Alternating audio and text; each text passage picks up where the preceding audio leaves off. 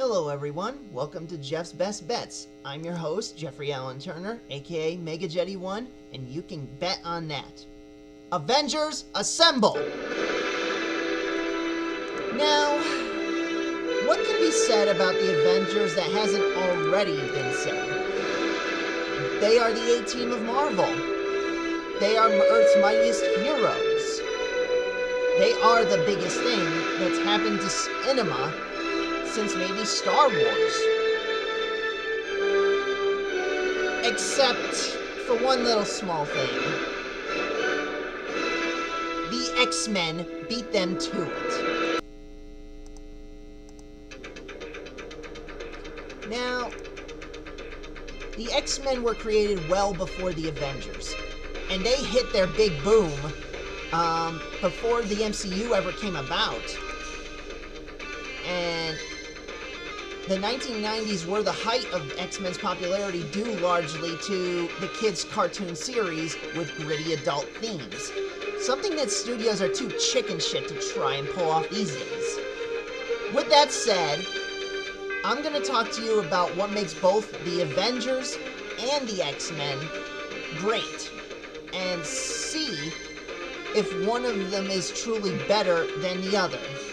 So, with that said, let's take a look at the Avengers versus the X-Men and try to see if one is truly better than the other. Now, as I've said before, the X-Men were created first. The Avengers did predate them individually, but the team itself didn't come about until much later.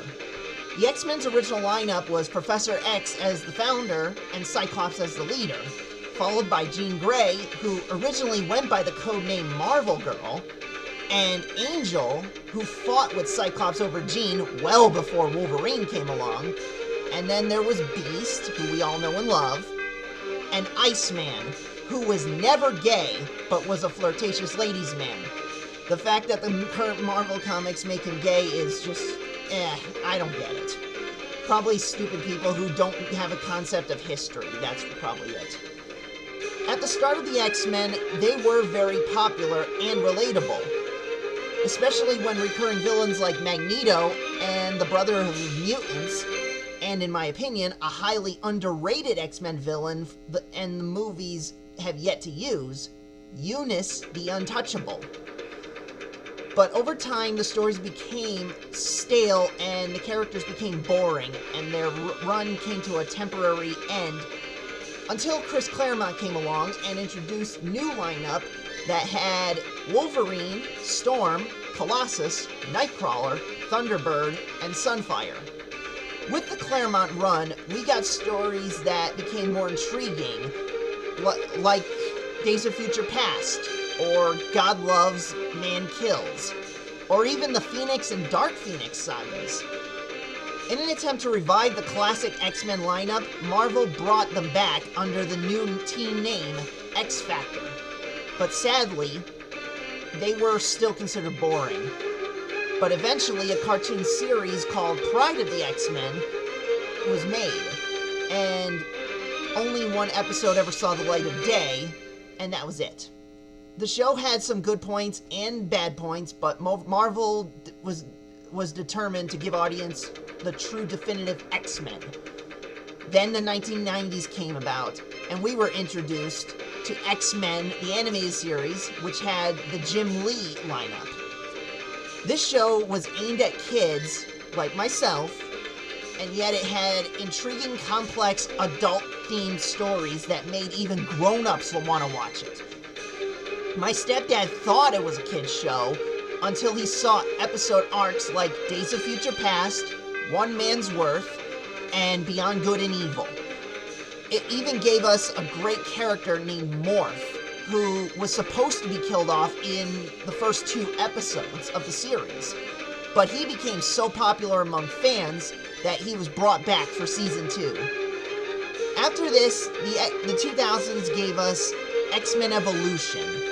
This show was a different take on compared to the 90s show, but it was still good in its own unique way.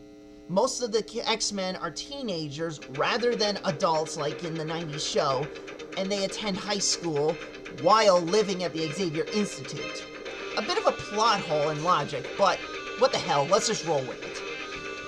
X-Men Evolution was able to show us another side of the X-Men, and sadly it was canceled way too soon.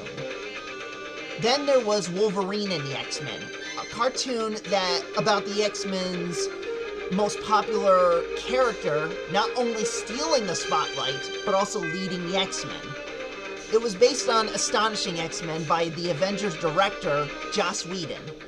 And I have a few bones to pick with it. One, I never really liked the costumes and the colors. The colors the color palette overall was too bland, and had too much blue, yellow, and white, and the colors were toned down to be so dark that they don't pop out like they did in the 90s show. Then, my second gripe, the characters. The characters were completely out of character. They didn't behave the way I was used to them behaving.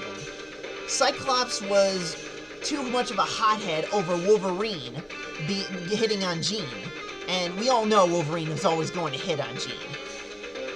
And then there's Jean. She never, what's this?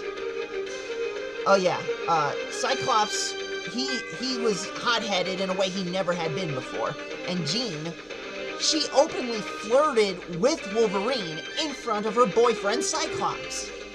That goes way against what she is as a character. I have never once seen her, flirt around with Wolverine in front of her boyfriend, and that was just too out of character. Bottom line, I don't like the look of Astonishing X-Men or anything based on it. Wolverine and the X-Men was canceled after one season, and essentially, that was the beginning of the X-Men's downfall. Now, the Avengers were created sometime after the X-Men, as the original lineup was Iron Man, Ant-Man, Wasp, Thor, and the Hulk. They were brought together by Loki in an attempt to destroy Thor, but the plan backfired on him. Immediately after their creation, a wedge was driven between the team, and the Hulk left. When the Avengers went searching for him, they found the frozen Captain America, and after thawing him out, he took the Hulk's place as a late founder of the Avengers. Over the years, the team would bring in new members such as Black Panther, Hawkeye, Black Widow, Quicksilver, Scarlet Witch, Captain Marvel, Carol Danvers' Miss Marvel, Vision, Wonder Man, and many others. But as the team grew, it became more difficult to keep up with the Avengers. The first time I heard of Captain America and the Avengers was, ironically enough, a video game called Captain America and the Avengers. I have the Super Nintendo version, but I got into the Sega Genesis version. And the thing is, I played it with my dad, and I enjoyed it. Because of this, I always thought of Captain America as the main star, and the Avengers were his backup band. I know, stupid, but that's me. Now, in the 90s, when the X-Men became a hit, Marvel tried their hand at adapting the Avengers, but it didn't go the way they had hoped. They made the Avengers United They Stand, after which was based on the 1984 West Coast Avengers lineup. And it didn't do too good, as it only had 13 episodes and lasted only one season after being immediately canceled. After this, it was a while before anything Avengers affiliated was made until 2008, where at the end of the first standalone Iron Man movie, an extra scene after the credits teased an Avengers movie. By this time, Marvel created a new cartoon called Avengers, Earth's Mightiest Heroes. Now, Earth's Mightiest Heroes, to me, was an awesome adaptation of the Avengers. The cartoon captured both the classic comics as well as nods from the now forming MCU. What made the show even better for me as a fan was they gave the Wasp, who I always used to think was bland, dull, and boring, a good look and an even greater personality. In the past, she wore black and red, but now, like a real Wasp, she's wearing black and yellow. And she's got this quirky personality, and it's kind of, it's bubbly, but it's a personality. It makes her stand out, and you kind of need that. Now, with all that said, after 2 epic seasons, the show was canceled in favor of making a new cartoon that was more based on the MCU, and it didn't sit too well with fans. Earth's Mightiest Heroes told the classic stories to a modern audience who never knew the original classics, and then they gave us a show that tried to be so different that fans didn't like the change, especially when there was still more to tell with Earth's Mightiest Heroes. And with that said, well, sadly we may never get a return of Earth's Mightiest Heroes, which is, I think, an honest tragedy. Now, with all that said, we move on to the Avengers movie. It came along, and it became, like I said before, the new Star Wars in terms of scale. And like I said before, I don't know what else there is to say about it except how great it is. I mean, we've had one movie which was meant to be like the Ultimates version of the Avengers, which was more modern, but they kept the classic tone in which Loki was the instigator. Loki is the one who made the Avengers what they are. And then we got Age of Ultron, a potentially good movie, but sadly not as well executed as a lot of people hoped. I mean, it was still fun and entertaining, and it made a lot of money. But yeah, just not as good as the first. Then, technically, what should have been an Avengers movie was actually a Captain America movie. Captain America Civil War. Civil War, to me, should have been an Avengers movie. That should have been the real Avengers 2. It could have been Baron Zemo or whoever. Maybe it could have even been Ultron. He could have created this Civil War divide between the Avengers. And as a result, they break apart by the end of the movie, making it a true Empire Strikes Back. Then you have Infinity War, where they're trying to come back and defeat Thanos. But obviously, we all know how that turns out.